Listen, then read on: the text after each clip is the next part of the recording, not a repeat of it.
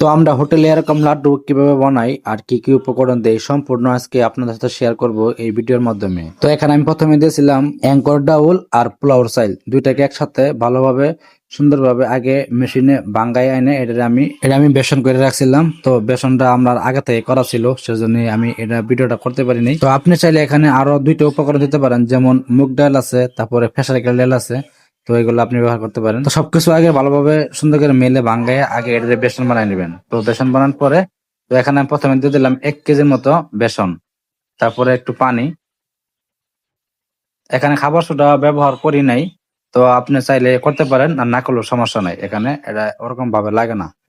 আরেকটা, এখানে যদি গেলে আপনারা চান যে একটু কালার চকচকা করবেন, সেক্ষেত্রে হলুদের গুঁড়া ব্যবহার করতে পারেন। তো আমি হলুদের গুঁড়াটা ব্যবহার করছি, কিন্তু ওটা ভিডিওতে আনতে পারিনি। তো যাই হোক, এটাকে ভালোভাবে মিক্স করবেন যাতে কোনো রকম গুটি না থাকে। গুটি থাকলে কিন্তু এটা ভালোভাবে ফুলতে চায় না। তো অবশ্যই চেষ্টা করবেন একটু সময় নিয়ে ভালোভাবে খাম্বিটা করতে। খাম্বিটা ভালো হলে এক্ষেত্রে মালটা অনেক সুন্দর হয়, মালটা চকচকা হয়।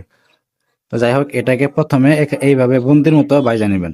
তো বুন্দির মতো ভাজা হয়ে গেলে, তো আরেকটা জিনিস এখানে খেয়াল রাখবেন, এটা কিন্তু বেশি ভাজা যাবে না, হালকা ভাজা। তো এটা বেশি ভাজতে হয় না, এটা হালকা একটু ছাড়ার পরে অল্প একটু রাখবো, রাখার পরে উঠাই ফেলবো। তো যাই হোক, আপনারা চাইলে এটা বাসায় বানিয়ে খেতে পারেন অতি সহজেই।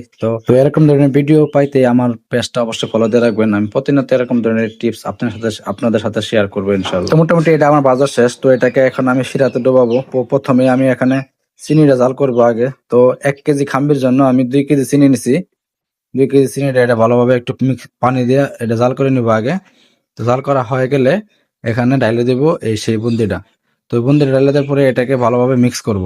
তো মিক্স করার পরে এটা আধা ঘন্টা রেখে দেবো, আধা ঘন্টা বা 1 ঘন্টা রেখে দেবো। আধা ঘন্টা 1 ঘন্টা পরে এটাকে আবার হাত দিয়ে গোল করে লাড্ডু আকারে করব।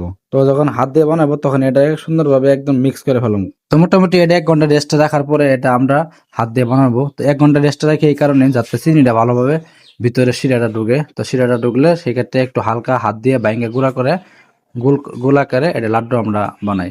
তো আপনিও চাইলে এরকম লাড্ডু বাসায় বানিয়ে খেতে পারেন অতি সহজেই, আমার টিপসটা ফলো করলে ইনশাল্লাহ আশা করি। তো সবাইকে ধন্যবাদ আমার ভিডিওটা কন্টিনিউ করার জন্য।